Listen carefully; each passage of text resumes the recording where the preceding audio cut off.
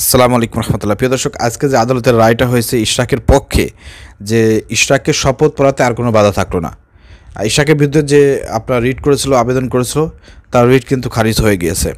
এখন এই খারিজ হওয়ার পিছনে একটা আপনার ইতিহাস আছে, একটা নাটক আছে। সেই নাটকটা কি আমরা গত কয়েকদিন ধরে জানতেছি এবং শুনতে পাচ্ছি যে বিএনপির আইনজীবীরা, সিনিয়র আইনজীবীরা, তারা আদালতে অনেক হুমকি দুমকি দিচ্ছে এবং যারা বিচারক আছে তাদেরকে কোণঠাসা করে রেখেছে।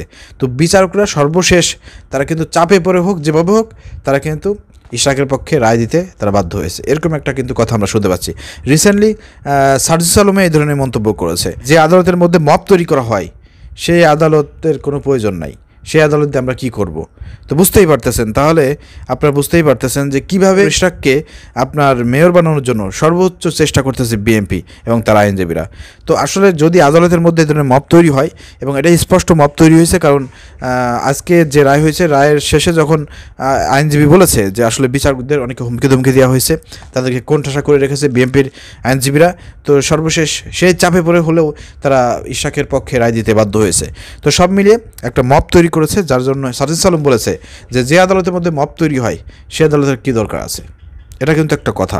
আজকে বিএনপি ক্ষমতায় আসে নাই, অন্তর্বর্তীকালীন সরকার ক্ষমতায়, সারা বাংলাদেশ কিন্তু বিএনপি পরিচালনা করতেছে।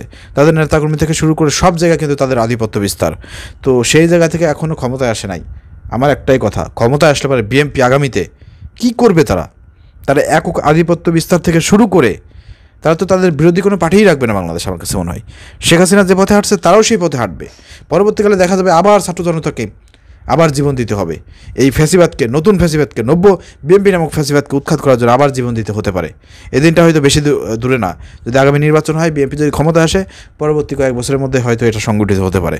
ঠিক আছে, এই জন্য অনুরোধ করবো, এক ফ্যাসিবাদকে আমরা অনেক কষ্টে, অনেক জীবনের বিনিময়ে কিন্তু আমরা খেদাইছি বাংলাদেশ থেকে। আবার কোনো নব্য ফ্যাসিবাদ বাংলাদেশে আসুক, এটা কি আপনারা চান? একটু কমেন্ট করে জানাবেন। আর সেই চিন্তা ভাবনা করেই আপনারা আগামীতে ভোট দেবেন। আশা করি বুঝতে পেরেছেন। ধন্যবাদ। আসসালামু আলাইকুম রহমতুল্লাহ।